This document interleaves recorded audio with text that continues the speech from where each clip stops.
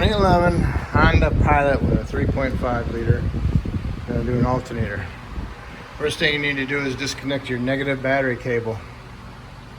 This has a little cover over here for an air intake tube snorkel. Has two fasteners in it. You can take them out. Pull this tube up out of the way. Disconnect your negative battery cable. I took the battery out so I can properly charge it. Because this vehicle, the alternator is shorted out and it put a severe draw on the battery and drained it down. Luckily it didn't burn the car up. Instead it burned up my jumper pack I put on there to start it to bring it in. And ruined one of my battery chargers. Alright, but anyway, disconnect your negative post battery. Come over here, remove this panel. You want to remove the radiator upper support bolts, the 10. That way you can move the radiator up forward a little bit. Any little bit helps. Next, you need to take the coolant reservoir off. Lift it up. There's a little tab here, you got to bend it. Unfasten it from the fan shroud. It just picks up. It just lifts up. And next you want to undo the power steering reservoir. Got a little tab here, you push it. You can pull that up. Get that out of there. Then you want to remove this bracket. There's two 10s, one here. And there's one down below right there. Okay. And then you want to remove your oil dipstick because you want to break that off. You got a sucker. You got a small air operated one. You suck out the power steering reservoir. And I disconnected the line off the pump. That way I can push that whole reservoir off to the side. Not have to worry about it being in my way. You get to the alternator, to the serpentine belt tensioner. See it right here? Gotta get onto that. It's a 19mm socket on a big long 1/2-inch breaker bar ratchet. I'm gonna push it that way. You gotta do it slowly because it's on like a spring shock. It's not gonna let you do it real fast, so take your time and push it. When you get it pushed over, just push it off the power steering pulley. You can remove your ratchet and your socket, and then you can, if you're going to replace the belt, then you can pull the belt out, but make sure you write your diagram down before you loosen the belt, like I didn't do. And then if you're going to just leave the belt in there, then leave it in there. But I'm going to put a new one on, so I need to write my diagram. In case you didn't write it down, if you can, get down in there with a swivel 12mm socket and remove the nut off the top of the alternator. It's underneath the boot. Okay. Then you can get done with that one. Then you can come down here.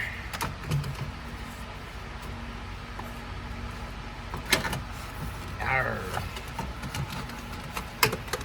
Come down here. Trying to get it ready for you. That bolt is the bottom bolt for the alternator. Top bolt is under here, right there. That one's a 14. That one might be a 14 also. Get those two undone. Okay, I got those two bolts out. One was a 14 and the top one was a 12. Now you need to remove a 10 that's on this wire harness. It bolts up to the top of that bracket because you want that wire harness to be able to move around. Next, you want to push that rubber boot off that back connector of the alternator, and you want to find that tab that you got to push in right there. There it is. Push in on that. And that is actually facing kind of like towards your feet. I actually say your knees, facing towards your knees. And you got this whole harness loose. And if you can try to unplug that connector down there off the compressor, but I had a hard time getting it. That way you can get this thing up out of the way. I'm gonna try one more time, otherwise I don't have to work around it. Okay, I got it. It's fairly easy. What I was doing, I was grabbing hold of it right here trying to pull it off, but you gotta come up here more. All right, now the alternator is loose. It was loose. All right, now I just gotta get it off the bottom. And then I just gotta weasel it out of there. Probably gonna come this way. I took the upper alternator bracket off. It's only a 12. I can see it a lot better now. I took the 10mm bolt out of the AC line right here. That means I can move it around. Alternator is right there. Okay, get it right there. And then pull it through right to there. And from there you can pull it straight up. All right, match it up. Make sure it's got some kind of pulley and everything. You're gonna put a new belt on, take it out of the package and let it hang so it relaxes a little bit. Make sure you took the nut off the new one. Okay, I got it down there. Now I just gotta get it in between that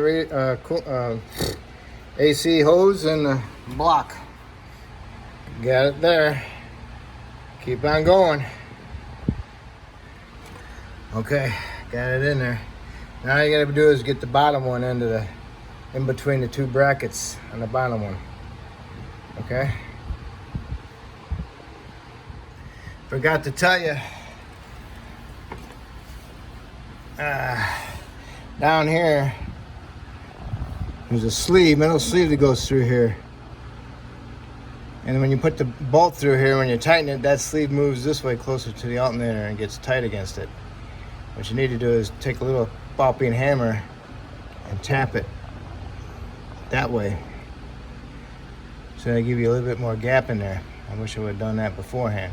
You don't want to be hitting it real hard because then you'll snap the ear off. You just want to tap that, spray some penetrant on it and tap it so it taps it that way towards the fender. Okay, I pulled the alternator out just a little bit.